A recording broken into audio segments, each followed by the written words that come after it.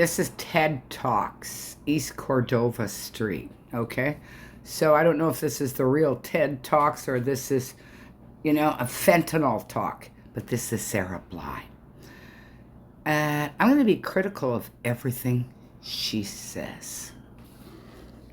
Let's listen. So first off, I wanted to express my gratitude to the TEDx committee and everyone involved in organizing this event. Thank you. What were you thinking, you dumb fucks? This is a native neighborhood. She's white. And she also took the rights for women away to be able to say no.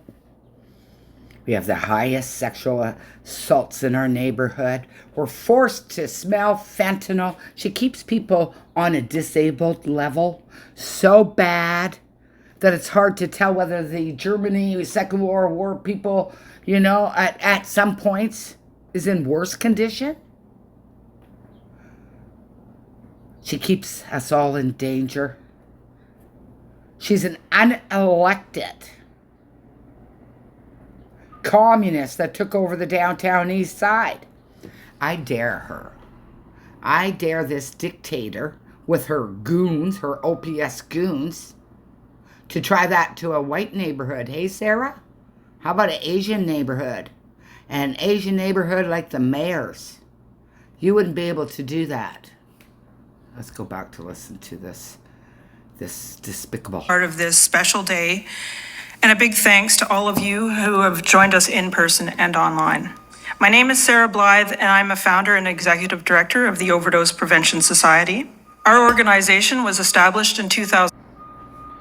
You forgot that you have grade 10 education. Did you get your GED? And that you have mental illness, psychopathy, and your narcissism is so high on the chart. You use your goons to make us not be able to have our Canadian right, like every other neighborhood, record the damage you're doing. You turned our neighborhood into an outdoor toilet. It's way worse since they've hired you, narcissistic. And when are you going to start paying your staff time for coming in on their days off for the meetings? Because that's illegal. But that's what a narcissistic would do. You keep your goons off me. I'm allowed to record. I know my rights. You're not my dictator, even though you try. You've never been intelligent enough to have a conversation with me. I'm upset that I had to counsel two women, young women in their early 20s about, Oppenheimer Rape Park, where you're telling women that they're not allowed to say no. And now I find out with the EB video that I have on my channel that 100% women that they interviewed were assaulted. I mean, that is just so disgusting. And the neighborhood has so many sex assaults that they won't put whether it's a male or female in the statistics. They won't put it downtown east side. They took downtown east side out the business district. Yeah, fentanyl business district, where sexual assaults are pretty high. She won't mention any about that. She won't mention about the senior citizens that her clients get injured from and robbed, and it's an epidemic. She won't talk about the poop situation. She did hire pooper scoopers. Hey, there's a lot of poop today out there. And, we don't even have the right to say no. We don't want secondhand fentanyl or meth. I had one of her crazy staff that an 80-year-old would be in better health. It's on my YouTube channel. Trying to tell me, which, his crazy I wasn't believing. That the reason why the woman died, and there's a dead body in front of me, was because she did not do her drugs in OPS. And that was bullshit. There are drugs now that don't work for the Narcan. Okay? And it was in front of your building, so your building doesn't work. People don't like going in your building. It's empty. Maybe you got more staff in there than clients. And you enable your clients. Now, this lunatic, I have a video somewhere where she's screaming at the Vancouver police for shooting one of her insanities that she likes to keep on hard drugs. Because he stabbed the cop through the window. She thought the cop had no right to protect himself. Anyway, let's continue. To the increasing number of overdoses in Vancouver's downtown east side, which is also known as Canada's poorest urban postal code. While running a market for homeless people, you, Ryan Suds, Van Du, Insides have made it a way poorer place to live. You have loaded your fucking drug, fentanyl, and everything into one small native neighborhood because no one else would take it. You have taken advantage of it. Little dictator, you run from me. Got that on my YouTube channel. Why are you keeping the downtown east side lower conditions than before you magically appeared? You're a vile human. Let's continue. Rushing to our site, having overdosed on the streets or alleys around us. We quickly realized that we needed to be organized and prepared. So we set up a tent with Narcan and a few chairs to offer immediate assistance. You mean you were too ignorant or narcissistic to know that these people needed help? And to beg for more places to put them? Maybe a mental hospital would have been a lot better than you, Sarah Blyth. In the mental hospital for 9 months, they could have got rid of their addiction and the help they need, you know? How the hell are you supposed to get people off the addictions when you got a big fat Sarah Blyth addicting people? By enabling. Asked not to set up the site, but we couldn't stand by and watch people die. Very narcissistic again, okay? You didn't have to watch people die. You could have demanded help so that they could actually have a life, a normal life. Instead of disabling them so bad that they can't even stand up straight. They didn't need you, Sarah Blyth, an enabler, narcissistic enabler. I'm pissed off, so I'm going to stumble over my words. I'm really got the slow burn. At the time, woke up at 4 a.m, he realized what we were doing was the right thing to do, the importance of our work, and began supporting us. You give me a name of who this fucktard was, because he was wrong. And statistics prove it. But you're too narcissistic to even say sorry about the children dying in British Columbia. Number one reason, you made hard drugs go viral. And I knew you were. I've been accusing that for years. You can't say sorry. You can't say sorry that you advocated for tents on our blocks with druggies that were dangerous and there was trafficking, guns and everything else. You couldn't say sorry. You made us suffer. You called them poor people. I'm a poor person. I can't afford a lifestyle of fentanyl. That would take a lot more money and I'd have to steal or sell myself to be able to afford that. I'd be working hard for my fentanyl. But I'm not. And you can't say sorry to us. Your bathroom etiquette, see, for the natives, you should actually be sued. Insinuating that natives lived in tents and pooped and peed by their tents, and that's not true. Nobody did, until you fuckers. Site receives about 400 to 600 visits a day and offers a range of wraparound services, including housing support, wound care, access to detox and recovery, job training, and community support. We also employ and train people from the community, including drug users and former drug users. Okay, so you train them. You train them to harass us harass people that clean the streets to try and make it decent for us? You train them that? You trained your manager to record me while he stalked me?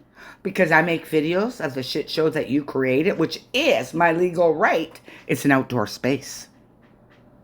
You're just too narcissistic to have someone like me expose you. Expose your shit show. We were deeply affected by the news of one of our peers who had lived experience and had helped save many lives, had passed away alone at home.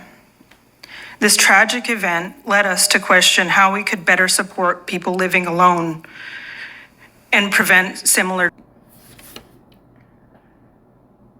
You're not preventing it. You've increased it. We're the number one reason why kids and people are dying from age 10 to 59 is hard drugs. You fucking failed. How about if you weren't narcissistic like me, you'd want the shit off the streets. Stop disabling. The solution that emerged was the use of technology. And even basic tools like FaceTime or WhatsApp can provide crucial support. One app, for example, allows users to press a button before and after using drugs. Blah, blah, blah, blah. If they don't press it again, not working. an alarm goes off, and if necessary, emergency service. You do know, right? People are dying waiting for the ambulances while your druggy kid-killing culture, because who's giving the kids the drugs to die? 126 plus forever kids. Is the druggy culture people that you support.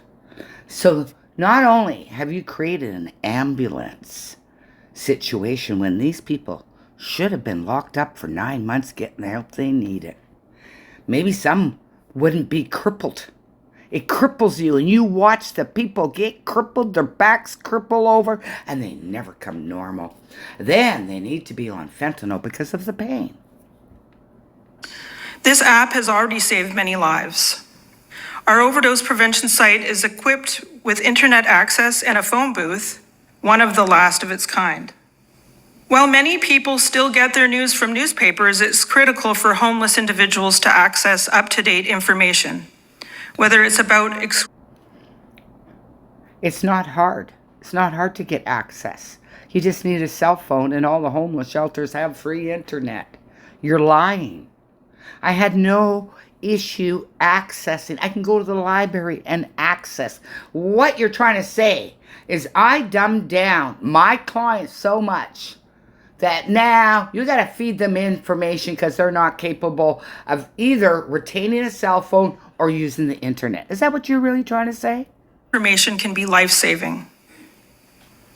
Take Smokey. This is Smokey here. So far, I'm just hearing a bunch of retardation and no cure for the retardation that she has created. The apocalypse, the fentanyl apocalypse. Graffiti artist in the downtown east side, his murals serve as public service announcements providing crucial updates about the overdose crisis.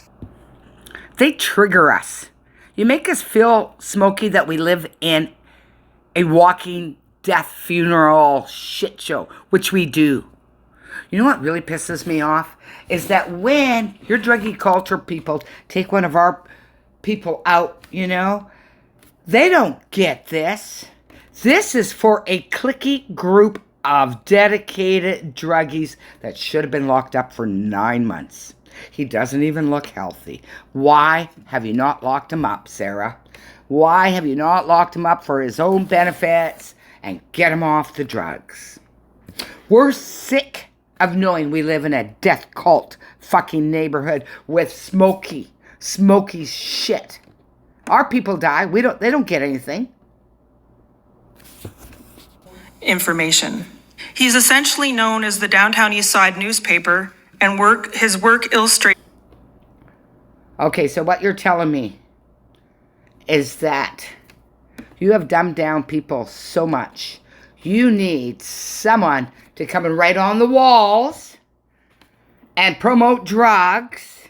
Tell us that we're living in a an active dying zone, which we are, because I've seen a lot of deaths, even in front of your building, and you're incompetent, couldn't stand up straight, staff told me it was her fault for not being in the OPS. And that was a lie.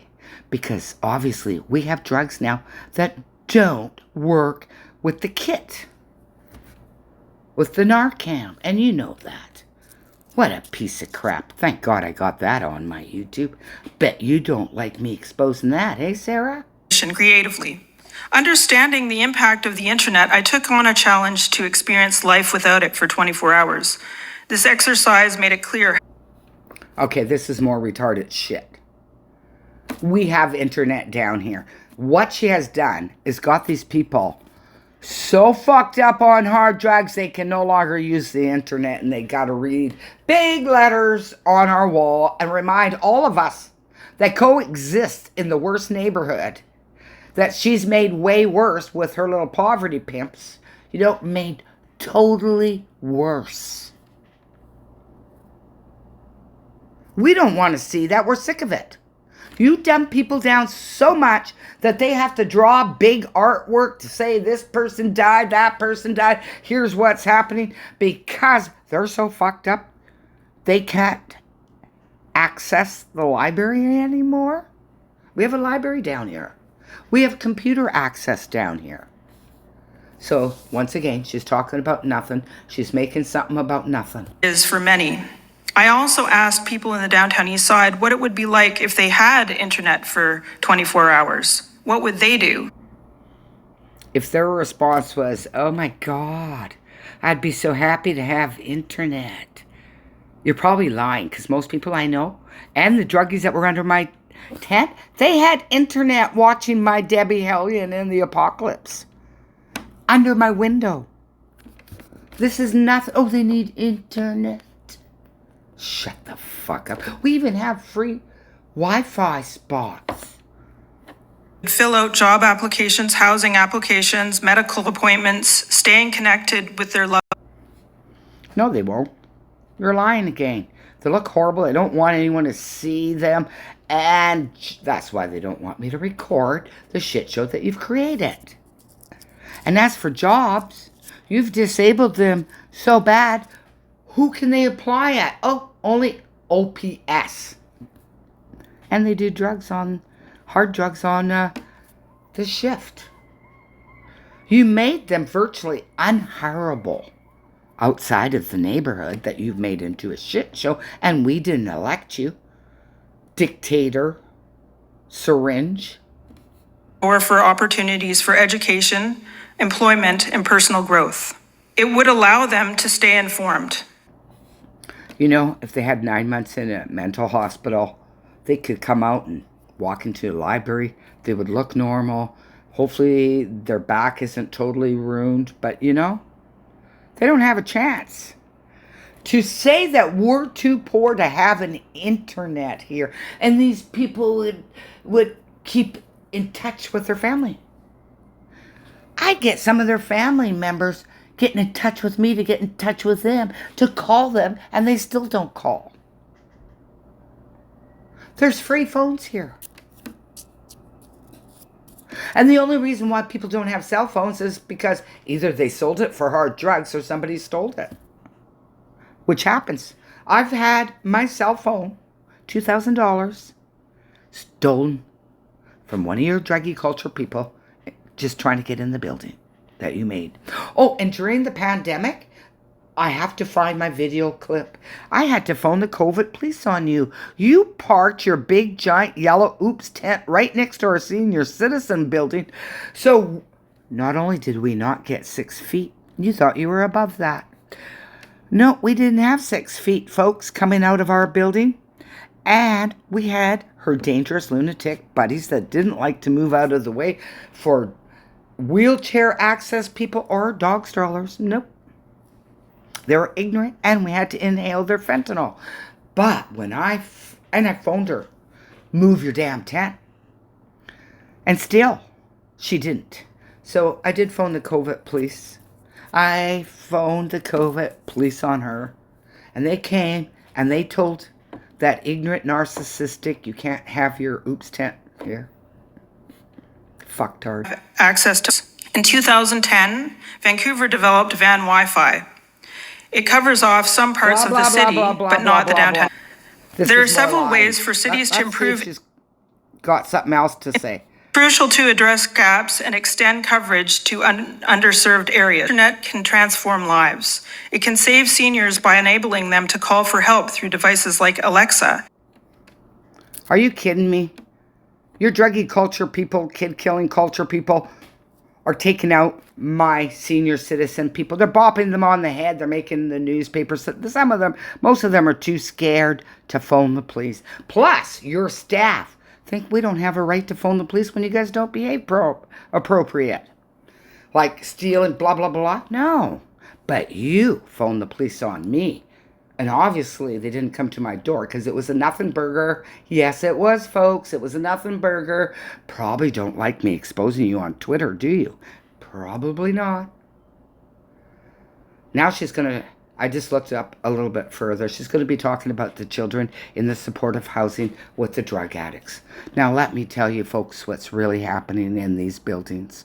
Little kids, babies are waking up and their parents are dead. Okay, their mommy's dead. In these women-only buildings, their mommy's dead. She won't address that. I was horrified to find out. You know, I live right beside a big, giant one of these buildings, and that's how I found out. How sad it is. A child wakes up and the mommy's dead. And all she wants to do is, how can we keep this shit going on? How can we keep it going on? She sacrifices seniors. She sacrifices the babies. She sacrifices people that have businesses down here. She sacrifices everybody for a culture that has created the number one reason why children are dying is drug overdoses. Shame on you, narcissistic psychopath. By providing opportunities for their children to interact and learn online. If we expand internet access in the downtown east side or other impoverished areas globally, we could elevate. This is bullshit. I've lived in a lot of buildings. Most of these buildings have free internet. And people aren't that poor that they can't afford internet. They can make a choice. They do. A lot of them have internet. So this is something about nothing. She wants to build healthier communities, and she destroyed this community along with her poverty pimps. Other impoverished areas globally, we could elevate communities, offer new opportunities, and build healthier, more connected societies. The internet can give marginalized people a voice, improve. Give a voice? Are you kidding me? I got your goons up my butt. Daily almost if I go down in your neighborhood. I'm harassed by your goons that don't think I have a right to record the shit show that nobody would believe that I have to endure for people like you. We have to fight you. And you know what, Sarah? I couldn't get anyone on my side because they were too scared. They silently supported me. I alone took you guys on. And you're on my YouTube channel. What did you guys do? They threw cans at my window. They shot my window. They told me to shut the fuck up. I wasn't supposed to have a voice. She wants voice? Oh my God. We don't have a voice unless you're on hard drugs, pooping and peeing. And we're sick of smelling fentanyl. Urine fume is so disgusting down here. And the poop. Things that no neighborhood should have, but yet you're not smart enough to know that, you narcissistic psycho. Thrive.